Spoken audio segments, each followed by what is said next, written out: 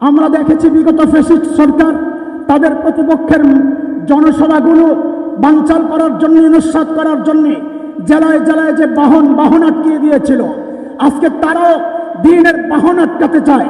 ওদেরকে একটা কথাই শোনায় দিতে চাই, শেখুল হিন্দের রুহানি সন্তানরা এই সমস্ত হুমকি ধমকিতে ভয় পায় না। যারা দ্বীনের জন্য জীবন দিতে প্রস্তুত তাদেরকে হুমকি দিও না।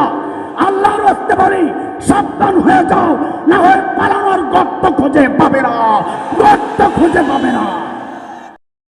দুইটা কথা হচ্ছে, একটু আগেই আমাদের হযরতুল আল্লাহ মহিউদ্দিন রব্বানী হাফিজাহুল্লাহ একটা কথা বলেছেন, এটা আমারও কথা।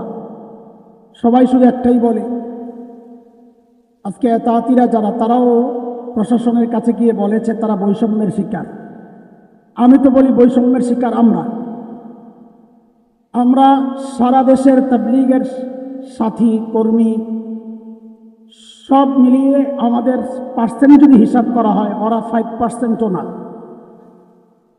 100 ভাগের 5 ভাগ।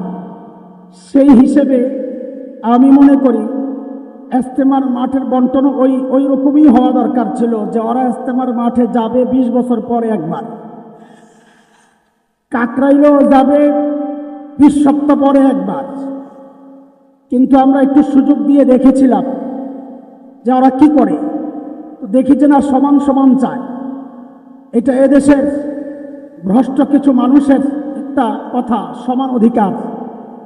ইসলাম কখনো সমান অধিকারকে সাপোর্ট করে না, ইসলাম সাপোর্ট করেছে ন্যায্য অধিকারের। আজকে সেই ন্যায্য অধিকারটাই আমরা চাই। ইজতেমার মাঠ আমাদের, কাকরাইল আমাদের, দাওয়াতে তাবলীগ আমাদের এই জায়গায় কাউকে ঢুকতে দেওয়া হবে না ইনশাআল্লাহ। ওয়ারাসাতুল আম্বিয়া, নবীর দ্বীনের ওয়ারিস যারা, সারা জীবন আমরা দেখেছি ইসলামের ইতিহাসে তারাই বাতিলের টার্গেট হয়েছে, কারণ তারাই হচ্ছে দ্বীনের বাহক। বাহনকে যদি আটকায় দেওয়া যায়, আমরা দেখেছি বিগত ফ্যাসিস্ট সরকার তাদের প্রতিপক্ষের জনসভাগুলো বানচাল করার জন্য, নিঃশ্বাস করার জন্য জেলায় জেলায় যে বাহন আটকিয়ে দিয়েছিল, আজকে তারাও দ্বীনের বাহন আটকাতে চায়।